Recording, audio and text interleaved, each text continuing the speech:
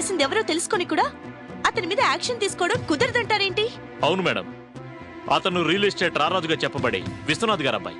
So what? Vishwanath గారికి పెద్ద పెద్ద వాళ్లతో పరిచయాలున్నాయి. అలాంటి గరానా వ్యక్తి కొడుకు మీద యాక్షన్ తీసుకుంటే నాకు ట్రాన్స్ఫర్ తప్పదు.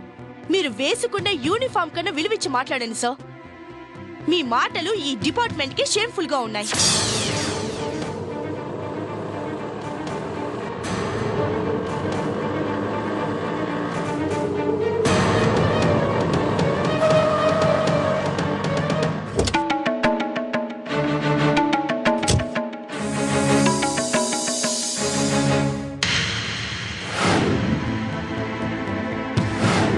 ఈ బైకే తీసుకెళ్లి ట్రాలీలో పడేయండి.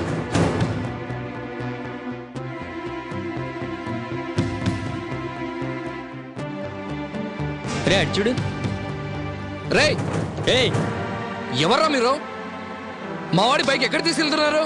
హలో, ఈ బైక్ నీది కాదుగా. Get lost. మీరు తీసుకెళ్ళండి. ఏ వంశీ, రే ఆగుబే. హలో, ఏంటండి నా బైక్ ఎందుకు తీసుకెళ్తున్నారు? ఎవరు మీరు? నేనే లిఫ్ట్ చేయమన్నాను. Who are you? నా బైక్ ఎక్కడికి తీసుకెళ్తున్నారు? ర్యాష్ గా డ్రైవ్ చేసి యాక్సిడెంట్ చేసి పారిపోయారే తప్ప అతనికి ఏమైంది, ఉన్నాడా పోయాడా అని మీరు ఆగి చూస్తేగా.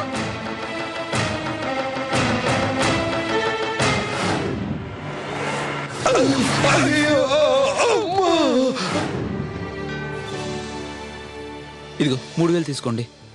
నాకు కాదు, తాతకివ్వండి. తీసుకో తాత.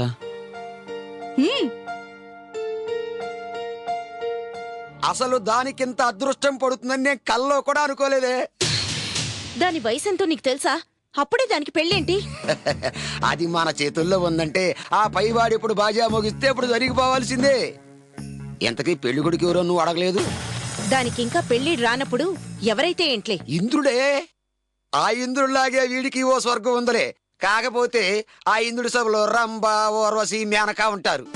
మరిక్కడ రమ్ము, బ్రాందీ, విస్కీ ఉంటాయి. అంతే తేడా. అర్థం కాలేదా? మన బ్రాందీ సాబ్ బాలరాజే ఓ డాక్టర్ ఇంకో డాక్టర్ అల్లుడుగా కావాలి అనుకుంటాడు. ఓ ఇంజనీర్ ఇంకో ఇంజనీర్ అల్లుడుగా కావాలి అనుకుంటాడు. మరి నాలాంటి తాగుబోతాడు బ్రాందీ షాప్ ఓనర్ అల్లుడుగా కావాలనుకోవటంలో తప్పేంటి? అది బాలరాజే నాలుడు.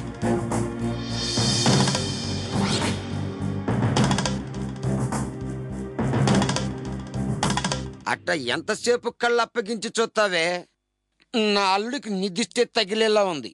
వెళ్ళి మంగళారతి తీసుకురా. కూతురికి అల్లుడికి ఆరతిచ్చి ఇంట్లో తీసుకెళ్ళాలి.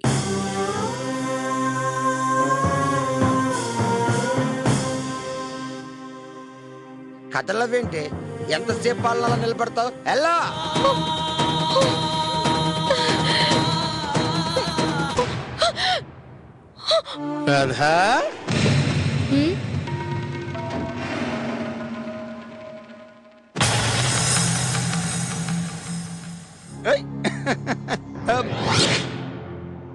అదేంటి చేతులు బోసుగా ఉన్నాయి? నా కాబోయే శ్రీమతి చేతులు బోసుగా ఉండవు. నాకు అస్సలు ఇష్టం ఉండదు. ఒక్క నిమిషం. ఇందా ఇలాది ఈ డబ్బులు తీసుకుని రోల్డ్ గోల్డ్ గాజులు మంచి రిబ్బన్లు కొనుక్కోయే. పెళ్ళైన తర్వాత ఎలాగో ఒరిజినల్ కొనిస్తానుగా. తీసుకో. ఈ డబ్బు నాకు వద్దు, నువ్వే తీసుకో. ఇదిగో సిగ్గుపడింది చాలు గాని ఉంచుకో.